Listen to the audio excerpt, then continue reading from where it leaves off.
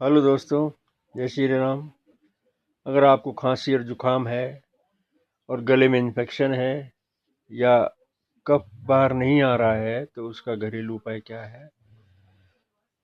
Number एक, गर्म पानी करके विक्स थोड़ा सा उसमें डाल के थोड़ा खुले बर्तन में, और ऊपर से तौलिया ढक के सिर के ऊपर उसकी भाप लें विक्स की। और उसके अलावा हवा न लगने दें, नाक, छाती और गले पे विक्स लगाएं।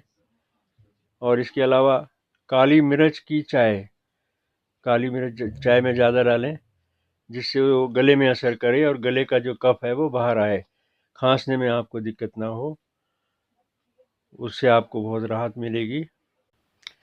चाय में अदरक भी डाल सकते हैं, लेकिन आजकल खुश्की ज़्यादा करता है इसलिए कम डालें।